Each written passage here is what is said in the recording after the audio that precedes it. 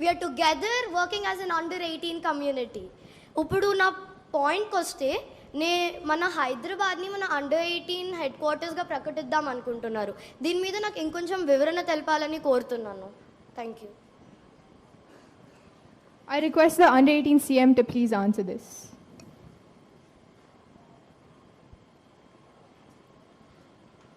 అధ్యక్ష, ఇప్పుడు దాకా ఆపోజిషన్ ఏదో పాండవాస్ కౌరవాస్ లాగా మహాభారతం లాగా ఏదో ఫైట్ చేశారు. కానీ అయితే ఇప్పుడు ఎమ్మెల్యే గారు కరెక్టే అడిగారు, అండర్ 18 హెడ్ క్వార్టర్స్ అంటే ఏంటి? సరే, కొంచెం చెప్తాను దీని గురించి. ఫస్ట్ ఏమో ఈ అండర్ 18 హెడ్ క్వార్టర్స్లో ఒక అండర్ 18 స్టేట్ అసెంబ్లీ ఉంటుంది. స్టేట్ అసెంబ్లీ ఒక్కటే కాకుండా ఇక్కడ ఒక అండర్ 18 పార్లమెంట్ ఉంటుంది. దేశం నుంచి ఎంపీలు వస్తారు. అండర్ 18 ఎంపీలు ఇక్కడికి వచ్చి మొత్తం దేశానికి అండర్ 18 లాస్ పాస్ చేస్తారు.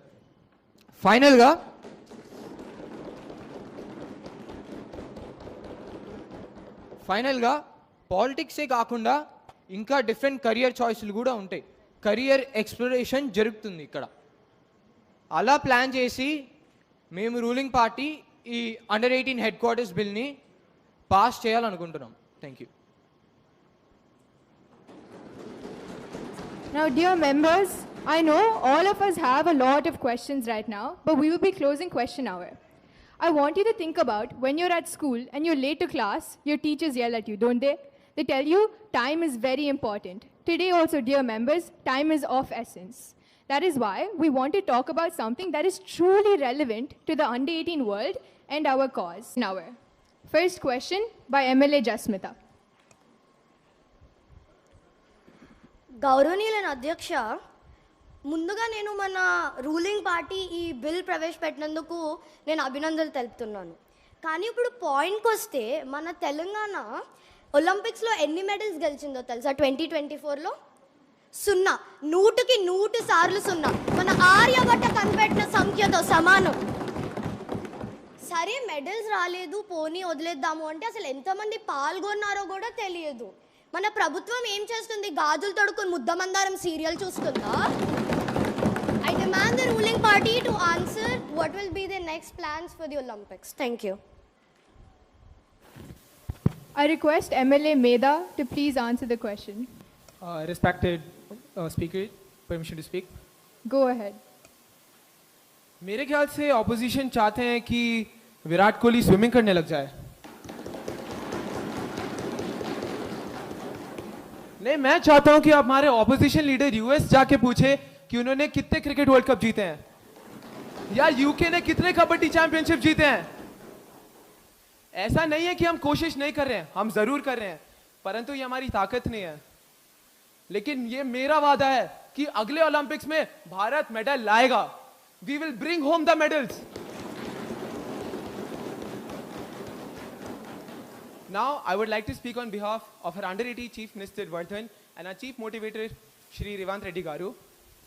हैदराबाद में रोज हर एक दिन नए से नए स्पोर्ट्स स्टेडियम बन रहे हैं और sports facilities have been improving day by day. और हमारे ऑपोजिशन लीडर अगर इंस्टाग्राम रील्स छोड़ के कभी न्यूज भी देख लिया करे, तब उनको पता रहेगा कि नवंबर में एक सीएम कप भी आने वाला है. Yes, there is going to be a CM cup in नवंबर.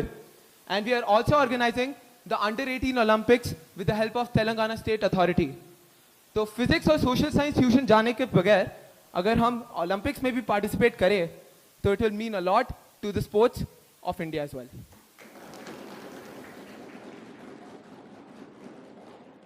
గౌరవనీయులైన అధ్యక్ష, మాట్లాడడానికి అనుమతి? Go ahead.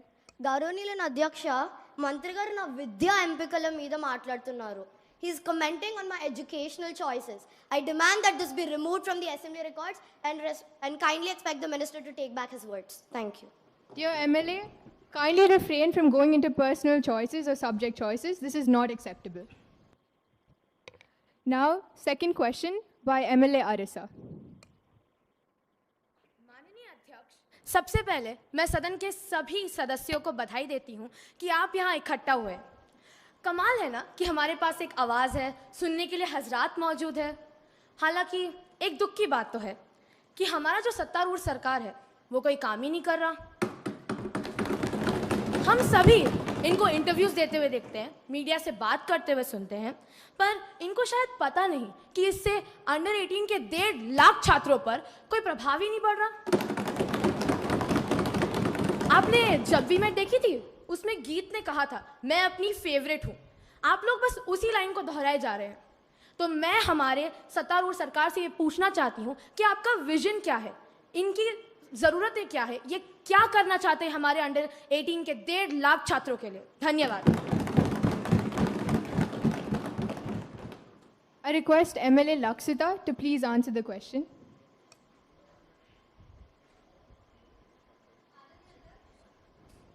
अगर हमारी माननीय सदस्य ने सच्ची में हमारे इंटरव्यूज में ध्यान दिया होता, हमारे चेहरों पर ना जाकर, हमारे चेहरों को ना देखकर हमारी बातों पर ध्यान दिया होता, तो उन्हें पता चलता कि हम क्या कर रहे हैं।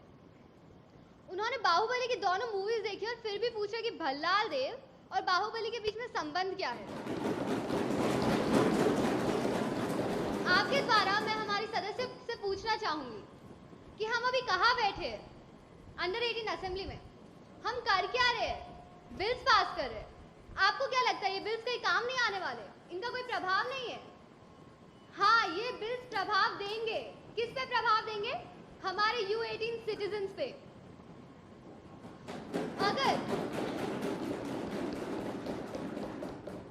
अगर आपने उन इंटरव्यूज में ध्यान दिया होता तो आपको पता रहता, लेकिन कोई बात नहीं, मैं फिर से दोहरा लेती हूँ। पहला, हम हमारा खुद का हेडक्वार्टर्स बनाने वाले हैं। दूसरा, हमारे जो सिटीजन्स होंगे वो सिर्फ और सिर्फ करियर्स के बारे में सुनेंगे नहीं, वो उनको एक्सपीरियंस करेंगे। वो सिंगर्स के जैसे गाएंगे, डांसर्स की तरह डांस करेंगे और मूवी मेकर्स के साथ मूवीज भी बनाएंगे।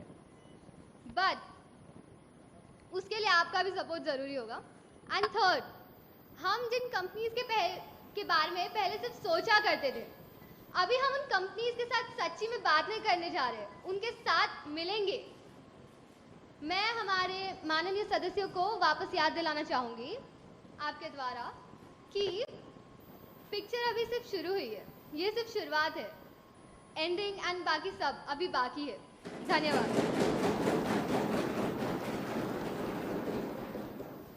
Now, third question by MLA Jasmita. గౌరవనీయులైన అధ్యక్ష, మీ ద్వారా నేను మన రూలింగ్ పార్టీకి గుర్తు చేయాలనుకుంటున్నాను. అది మనం అందరం కలిసికట్టుగా పనిచేస్తున్నాం.